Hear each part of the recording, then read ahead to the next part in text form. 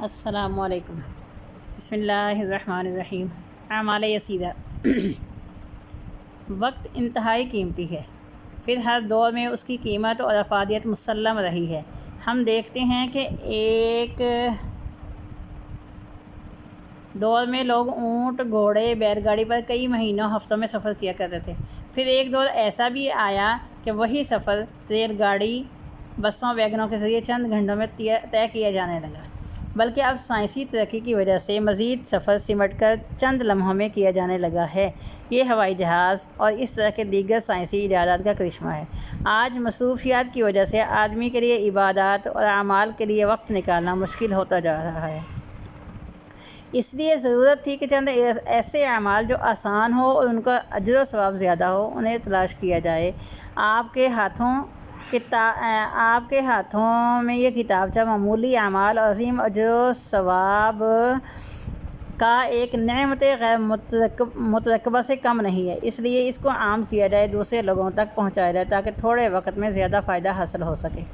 اللہ تعالیٰ اس کے مصنف، مترجم، ناشر اور دیگر معاونین کے کاروبار اور اہل و عیال میں خیر و برکت عطا فرمائے، دنیا و آخرت کی کامیابیوں سے نوازے۔ یہ اللہ تعالیٰ کا خاص فضل و احسان ہے کہ قلیل سے قلیل اعمال پر نہ صرف اجر جزیل عطا فرماتے ہیں بلکہ اس اجر کو مزید دو چند فرما دیتے ہیں۔ وَتِلْكَ فَضْلُ اللَّهِ يُؤْتِیهِ مَن یَشَاءُ وَاللَّهُ ذُو الْفَضْلِ الْعَظِیمِ کہ جسے اللہ تعالیٰ چاہیں اپنے فضل سے عطا فرمائے، جسے چاہیں اپنے عدل سے محروم کرے۔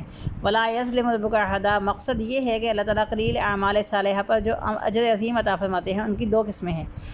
ایک عمومی فضیلت ہے جو آپ کو تمام سابقہ امتوں پر حاصل ہے۔ چنانچہ جب سیدنا عبداللہ بن عمر رضی اللہ تعالیٰ نے بیان کیا کہ میں نے رسول اللہ صلی اللہ علیہ وسلم کو ممبر پر یہ فرماتے ہوئے سنا کہ سابقہ امتوں کے مقابلے میں تمہاری مثال ایسے ہے جیسے عصر سے غروب آفتاب کا وقت ہے۔ یہودیوں کو تورات دی گئی، انہوں نے دوپہر تک کام کیا، تھک ہار کر بیٹھ گئے۔ انہوں نے کہا ہم سے کام نہیں ہوتا اور انہیں ایک ایک قرات اجر دیا گیا۔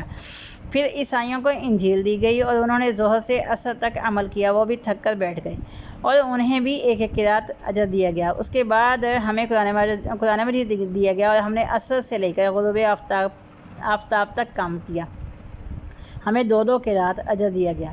یہودیوں اور عیسائیوں نے کہا یہ کیا ہوا؟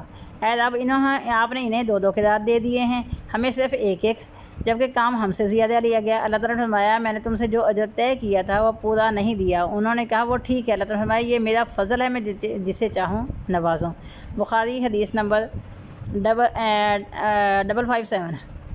دوسری فضیلت امت محمدیہ میں سے اعمال خیر میں سبقت لے جانے والوں کے لیے ہے۔ اللہ تعالیٰ کا فرمان ہے من جاء بالحسنۃ فلہ خیر منہا کہ یہ بھی اللہ کا خاص فضل احسان ہے کہ آدمی میں خود عمل کرنے کے ساتھ ساتھ جس قدر لوگوں کو عمل صالح کی دعوت و تبلیغ کرے گا، لوگ اس سے جس قدر مستفید ہوں گے اسی قدر اسے اجر و ثواب دیا جائے گا۔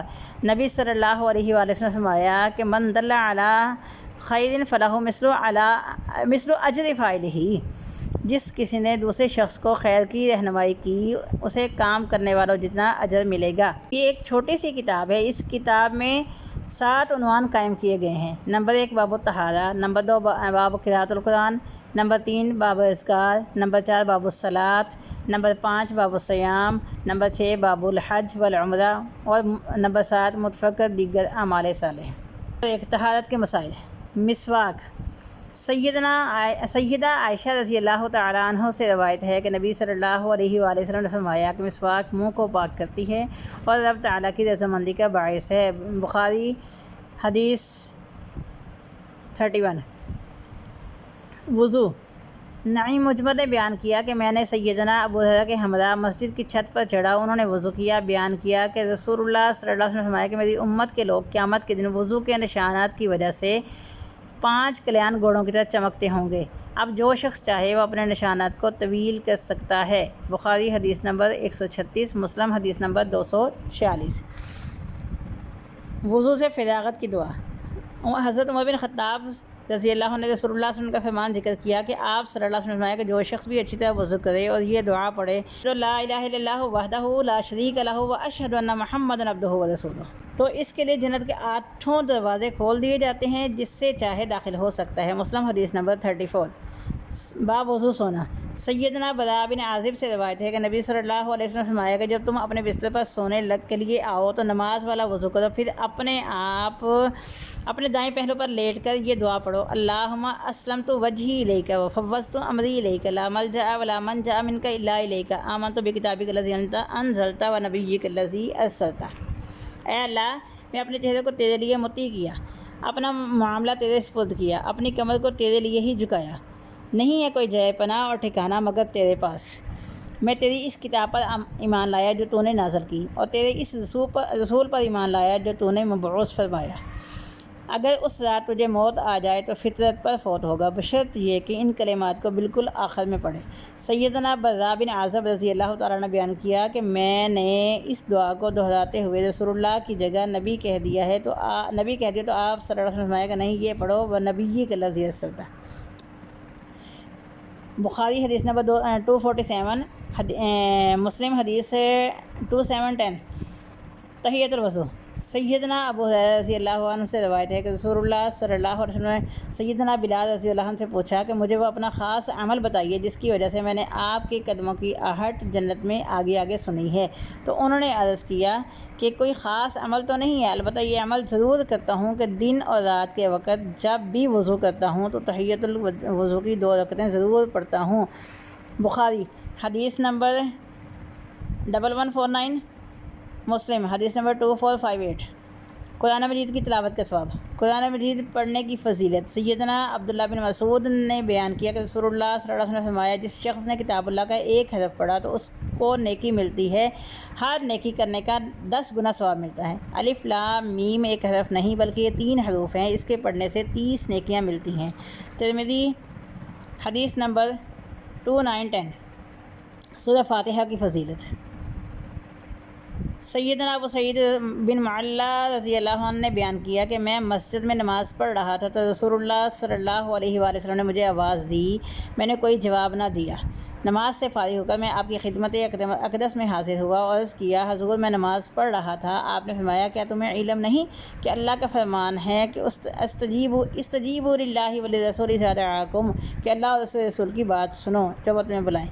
پھر آپ نے فرمایا: مسجد سے نکلنے سے پہلے میں تمہیں قرآن مجید کی سب سے عظیم صورت بتاؤں گا۔ اتنے میں اب مسجد سے نکلنے لگے تو میں نے یاد دلایا کہ آپ نے فرمایا تھا سب سے عظیم صورت بتاؤں گا، تو آپ نے فرمایا: الحمدللہ رب العالمین، یہ سبع المثانی اور قرآن عظیم ہے جو مجھے دی گئی ہے۔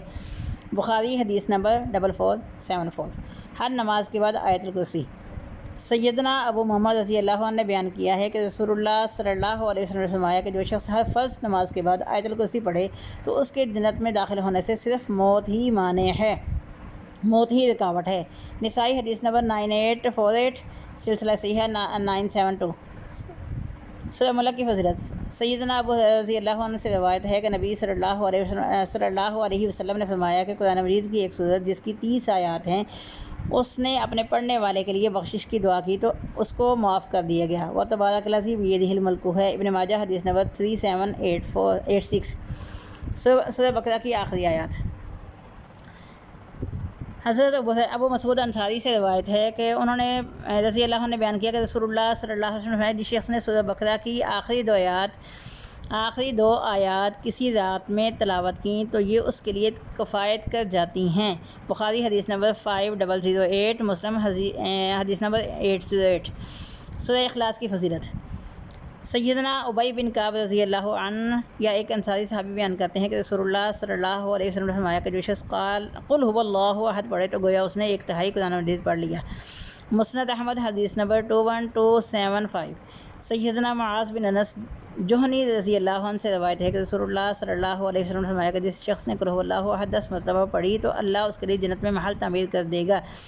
سیدنا عمر بن خطاب رضی اللہ عنہ نے عرض کیا: اللہ کے رسول، ہم تو پھر بہت زیادہ اس کو پڑھیں گے؟ تو رسول اللہ صلی اللہ علیہ وسلم نے فرمایا: اللہ تعالیٰ بھی بہت زیادہ اور پاکیزہ ہے۔ مسند احمد حدیث نمبر 15610۔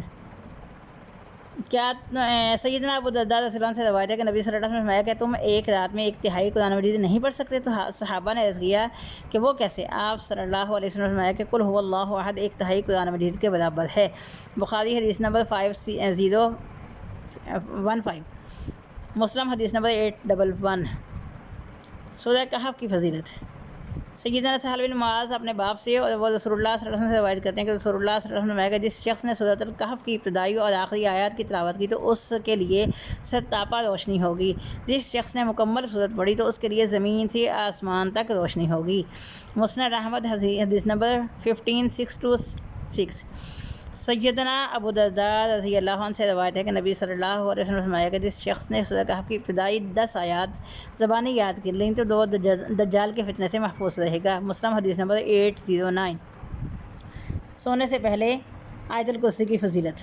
سیدنا ابو ہریرہ رضی اللہ عنہ نے بیان کیا رسول اللہ صلی اللہ علیہ وسلم نے مجھے صدقۃ الفطر کی حفاظت پر مامور فرمایا۔ میرے پاس ایک شخص آیا، وہ غلہ چوری کرنے لگا، میں نے اسے پکڑ لیا، کہا تجھے نبی صلی اللہ علیہ وسلم کے پاس لے جاؤں گا۔